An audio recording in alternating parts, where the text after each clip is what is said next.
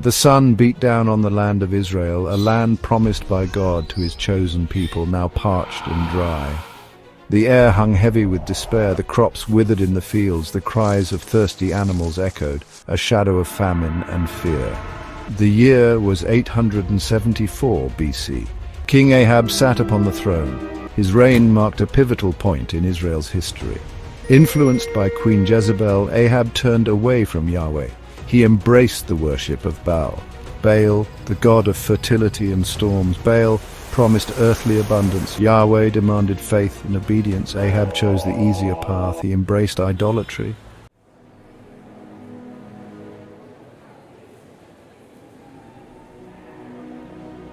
The rise of Baal worship in Israel was gradual. Foreign influence crept into Israelite society.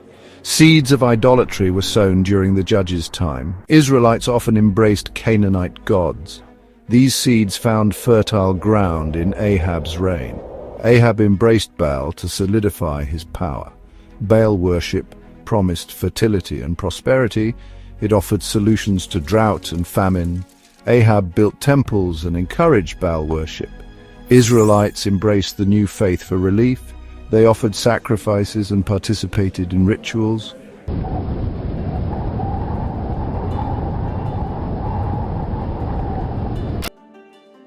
Israel's spiritual decline brought swift devastation. Turning from Yahweh, they abandoned their founding principles. The sacred covenant lay shattered. Idolatry and immorality spread, leading to social injustice. Worship of Baal brought emptiness and despair. The land remained barren and the people desperate. The moral fabric unraveled as they abandoned Yahweh. Idolatry spread, corrupting the land. The spiritual climate was one of profound darkness.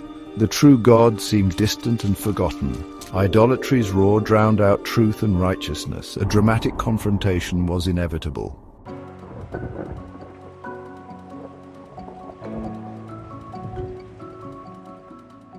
In a time of spiritual crisis, God raised up a prophet. His name was Elijah, meaning, Yahweh is my God.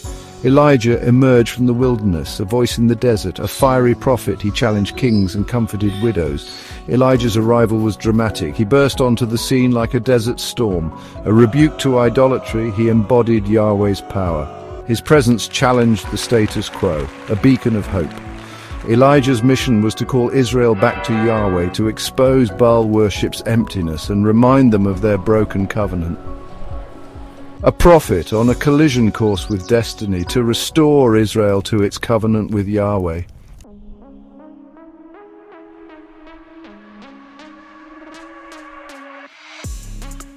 A voice in the wilderness, Elijah's stark warning. Elijah, guided by the Spirit of God, emerged from the sun-baked wilderness. He traveled to Samaria, the heart of Ahab's kingdom. He stood before Ahab, eyes blazing with righteous anger. His voice, echoing with the authority of Yahweh, declared, "There will be neither dew nor rain except at my word." His words pierced the veil of complacency, a stark warning to a nation that had abandoned its God.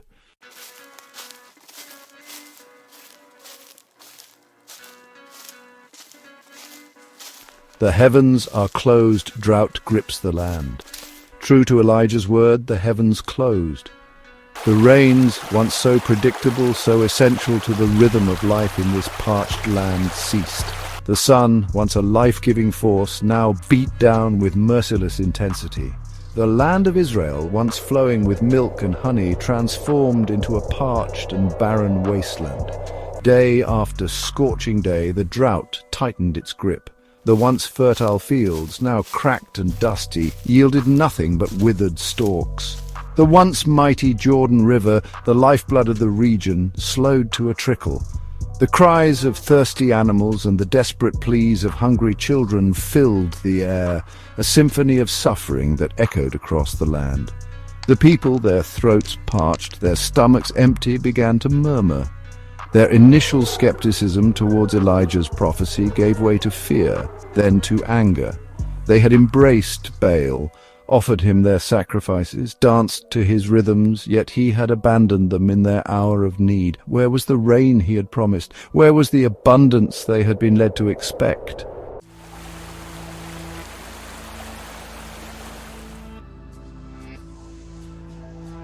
Sustained by faith, the brook of Cherith. As the drought ravaged the land, Elijah, following God's command, found refuge by the brook of Cherith, a small hidden oasis in the wilderness. Here, amidst the harsh beauty of the desert, far from the reach of Ahab and the suffering of his people, Elijah experienced God's miraculous provision. Each morning, ravens, those black-winged creatures often associated with death and decay, arrived at the brook, their beaks carrying food. They brought him bread and meat, a strange and unexpected feast in this desolate place. Elijah, his thirst quenched by the cool waters of the brook, his hunger satisfied by the raven's unexpected bounty, experienced firsthand the faithfulness of God. He spent his days in solitude, praying, meditating, and drawing strength from the presence of Yahweh. He listened to the voice of God in the whisper of the wind, in the rustle of leaves, in the quiet stillness of the desert night. He learned to trust in God's provision, even in the most unlikely of circumstances. He learned that God's ways are not man's ways, that he often works through means that defy human logic and understanding.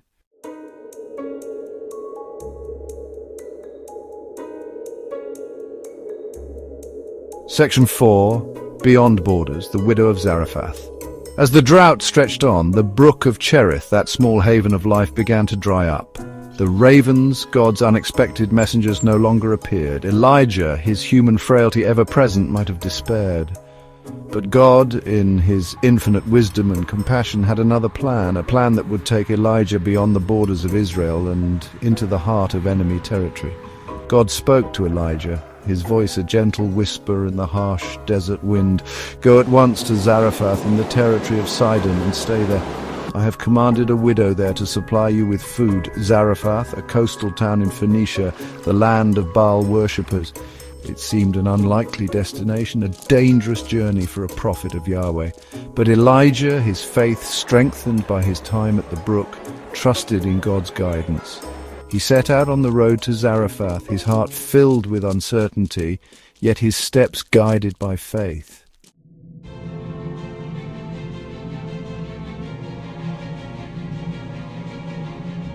The contest on Mount Carmel.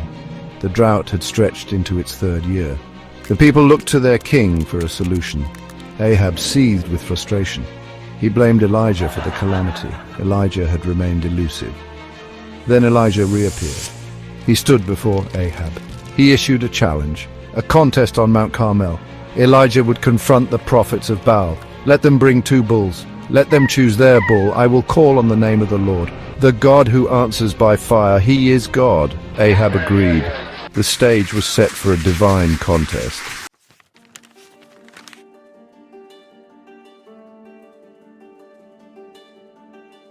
Section 2. The Prophets of Baal. A frenzy of empty rituals. The day of the contest dawned, the air thick with anticipation. A vast crowd assembled on Mount Carmel, eyes on 2 altars. Elijah stood alone, clad in rough-hewn garments. Baal's prophets, confident in their robes, prepared their sacrifice. They began their rituals, dancing and chanting frantically. Their chants grew frenzied, desperate for a response. They slashed themselves, blood flowing, but in vain. Hour after hour, their efforts were fruitless. The sun climbed higher, but no answer came. No fire descended, no voice thundered. Only their desperate pleas echoed. Their God remained silent.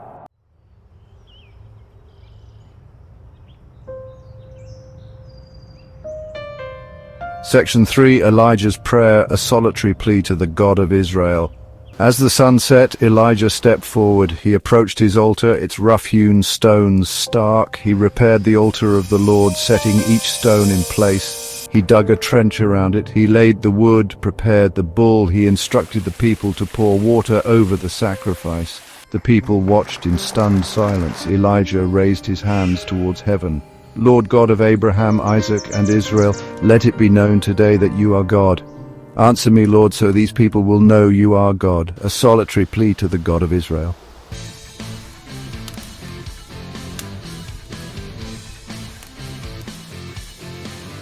Section 4. Fire from heaven, Yahweh's power on display. A hush fell over the crowd. The only sound was the crackling of the dry wood as the flames licked at the soaked offering. Then, as if in answer to Elijah's prayer, a bright light split the sky. A ball of fire, a blazing meteor, descended from the heavens with terrifying speed and power. It struck the altar with a deafening roar, engulfing the sacrifice, the wood, and even the stones in a consuming fire. The heat from the blaze was intense, forcing the crowd to shield their eyes. The air crackled with energy, filled with the smell of burnt offerings and ozone. The water in the trench vaporized instantly, a cloud of steam rising towards the heavens. It was a display of raw power, an undeniable demonstration of divine intervention. The prophets of Baal, their faces ashen, their chants silenced, could only stare in disbelief. Their God, the God they had worshipped, the God they had offered their sacrifices to, had been utterly defeated. He was powerless against the God of Israel, the God who commanded fire from heaven.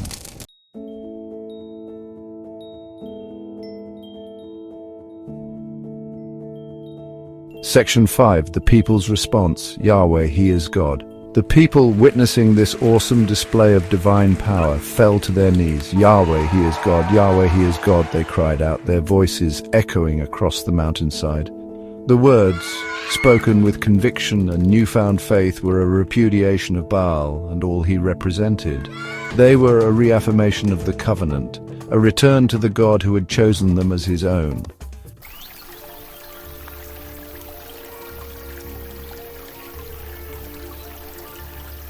The echoes of Yahweh, He is God, still reverberated across the slopes of Mount Carmel. Smoke curled from the remains of Elijah's altar, a fragrant offering to the God who answered by fire. The prophets of Baal, those who had led Israel astray, stood trembling, their faces pale with fear. Their power, their influence had evaporated in the face of Yahweh's awesome display.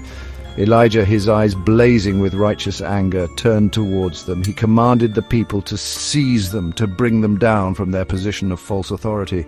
The people, their hearts still aflame with the fire of Yahweh's presence, obeyed without hesitation. They surged forward, their fear replaced by a righteous zeal. The prophets of Baal, their arrogance shattered, their voices silenced, offered no resistance. Elijah led the prophets of Baal down the slopes of Mount Carmel, the crowd following close behind. They descended into the valley below, a place called Kishon, where a stream, dry for so long, snaked its way across the parched earth. Here, by the banks of the dry stream bed, Elijah carried out Yahweh's judgment. He slew the prophets of Baal, their blood mingling with the dry earth, a sacrifice to cleanse the land of their corruption.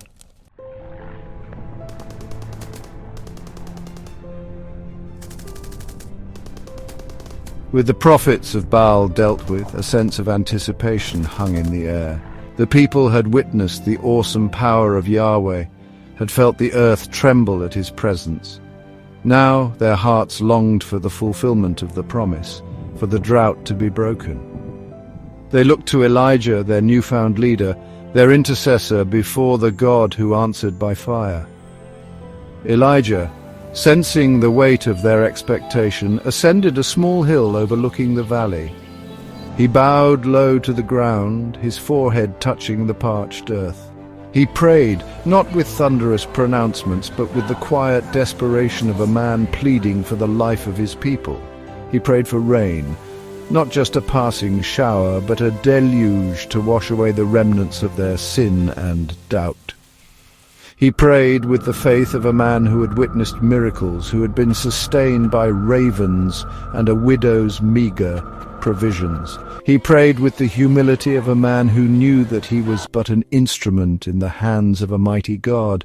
And as he prayed, a sense of peace settled over him, a confirmation that his prayer had been heard.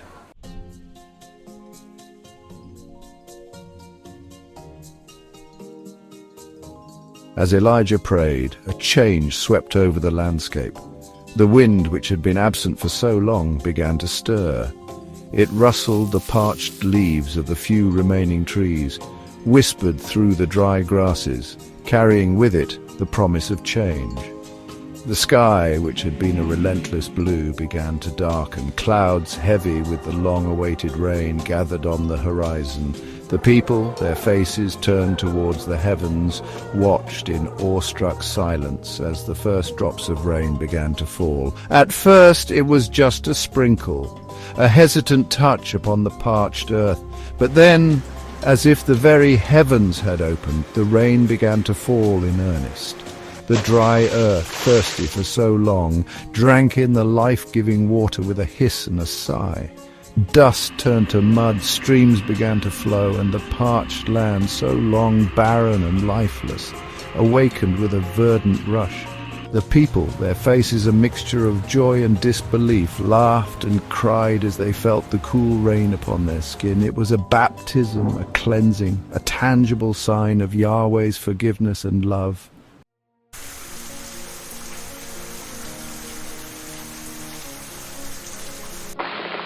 As the rain fell, washing away the drought, relief washed over Elijah. He had challenged a king and witnessed Yahweh's power. The people of Israel turned back to their God, for now the victory was won. The land was healed and Yahweh was exalted. But Elijah knew the struggle wasn't over. The seeds of idolatry were not easily eradicated. Ahab was still under Jezebel's sway.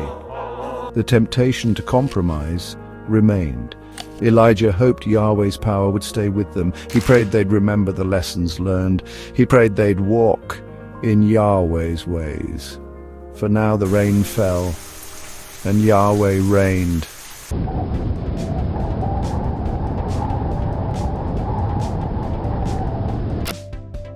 News of the day's events traveled fast, carried on the wind that now bore the sweet scent of rain. Word reached the palace in Jezreel, whispers at first, then pronouncements, each more unbelievable than the last.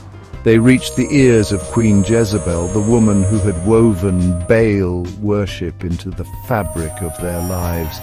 Jezebel, adorned in finery, her face a mask of fury, listened as her husband recounted the day's humiliation. The fire from heaven, the slaughter of her prophets, the people's cries of Yahweh, He is God. Each word was a searing brand against her pride. Her rage, suppressed beneath layers of courtly decorum, erupted. She summoned a messenger, her voice trembling with fury, her eyes blazing with a cold fire. "Now may the gods deal with me, be it ever so severely," she swore, "if by this time tomorrow I do not make your life like that of one of them."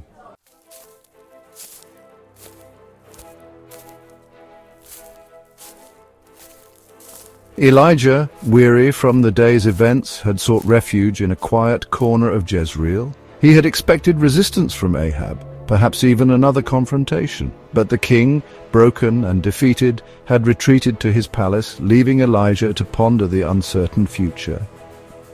It was then that the messenger arrived, his face etched with fear, his words tumbling over each other in his haste to deliver the queen's message. Fear, cold and sharp, gripped Elijah's heart. He had faced down a king, challenged a god, but the venomous hatred in Jezebel's threat struck a primal chord of fear within him. This was not a challenge to be met with words or miracles, but a promise of swift and brutal retribution. The image of the slaughtered prophets, their lifeless eyes staring up at the indifferent sky, flashed through his mind. Elijah, the courageous prophet who had stood unflinching before the fire of heaven, now found himself running for his life. He fled Jezreel, the city that had been the stage for his triumph, now a hunting ground where his life hung precariously in the balance. He ran through the night, the queen's threat echoing in his ears, the image of her vengeful eyes spurring him onward.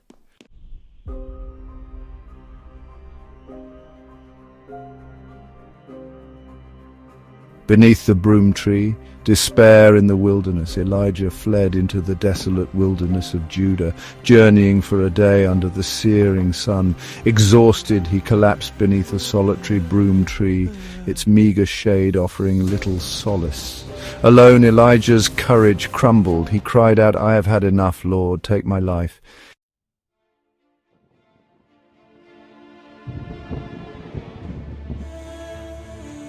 A gentle touch, God's provision in the desert. As Elijah surrendered to despair, a gentle touch roused him from his slumber. He opened his eyes, expecting to see Jezebel's soldiers. Instead, he saw an angel, his face radiating light. The angel offered him food, a baked cake and a jar of water. Elijah ate and drank, the nourishment restoring his weary body. He was not alone, not abandoned. Even in the depths of his despair, Yahweh had not forsaken him. The God who had commanded fire from heaven now offered sustenance and comfort.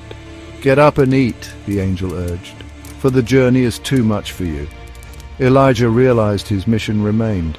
He was to be a voice for Yahweh, a beacon of truth in a world shrouded in darkness.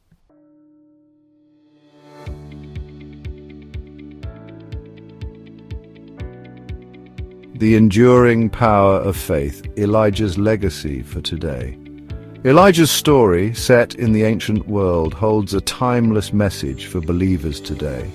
His unwavering faith in Yahweh amidst idolatry reminds us of faith's strength in adversity. Elijah's commitment to Yahweh, even against kings and Baal worship, shows faith's power. True faith is active resistance, standing firm in our beliefs. We are called to be beacons of light in a dark world, stand firm in faith in all aspects of life. Elijah's legacy calls us to be agents of transformation. Faith is about living our beliefs, even when it's difficult. Trust that God is with us, providing strength and courage.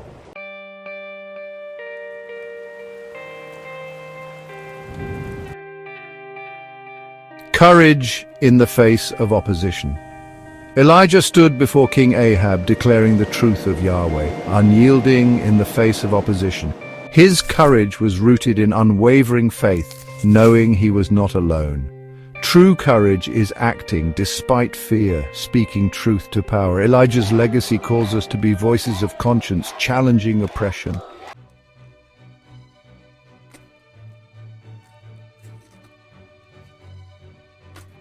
Elijah's story is not just about dramatic confrontations and miraculous displays of power. It's also about the quiet moments of despair and doubt, the times when God's presence seems distant, his voice a whisper lost in the wind. It's in these moments beneath the broom tree, wrestling with fear and exhaustion, that Elijah's story becomes most relatable to our own human experience. Elijah's despair, his cry of "I have had enough, Lord," resonates with anyone who has ever felt overwhelmed by life's challenges, who has questioned God's plan or doubted his presence. Yet it is precisely in these moments of vulnerability, when we strip away our pretenses and stand before God in our raw humanity, that we often experience his grace most profoundly. It's in the silence of the desert, in the aftermath of the storm, that Elijah encounters God, not in a whirlwind or a fire, but in a gentle breeze, in the sustenance of simple food and water, in the quiet reassurance of an angel's touch. It's a reminder that God often speaks to us, not in the thunderous pronouncements we expect, but in the whispers of our hearts, in the unexpected kindness of strangers, in the quiet moments of reflection and prayer. Elijah's story invites us to cultivate a sensitivity to God's presence, to listen not just for the dramatic and the extraordinary, but for the still, small voice that speaks to us in the midst of our everyday lives. It's a call to recognize that God is present in both the mountaintop experiences and the valley lows, in the victories and the defeats, in the moments of joy and the seasons of sorrow.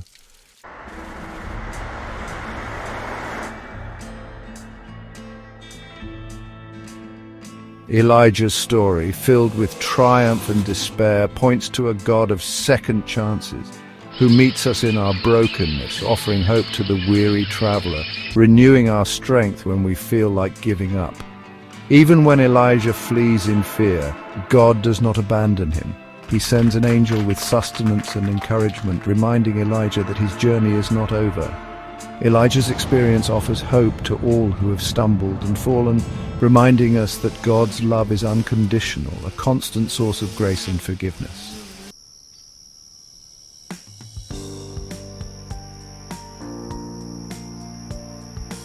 The sun dips below the horizon, casting long shadows across the landscape of time. Millennia have passed since Elijah walked the dusty roads of Israel, challenging kings and false prophets. His story, etched in scripture, resonates with timeless power. Elijah's journey mirrors our own human experience. We see ourselves in his courage, doubt, triumphs, and failures. His story reminds us that we are not alone in our struggles. As we reflect on Elijah's legacy, we examine our own lives. Do we confront injustice with courage and faith? Do we seek God's presence in quiet moments? Do we offer grace and second chances? Elijah's story is not a call to summon fire or pronounce judgment. It is a call to embody faith, courage, and truth. Be echoes of Elijah's courage, carrying hope and faith into the world.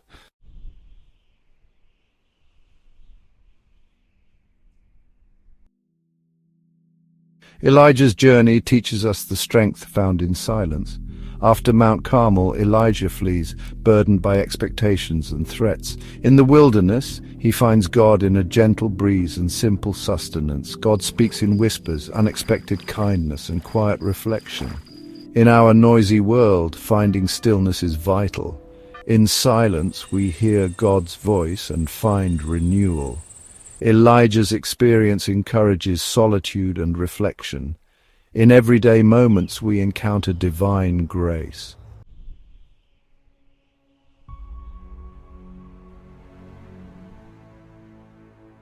Elijah's story ends with a journey, a passing of the mantle, a relay race across generations. As Elijah is taken up in a whirlwind, his mantle falls upon Elisha, ready to continue the work. This image reminds us that we are part of a larger story, a continuum of faith. We are called to pick up the mantle, to carry the torch of faith, to live lives of integrity, courage, and compassion, supporting and encouraging one another in community. Let us embrace the mantle of faith and carry the light of God's love into the world.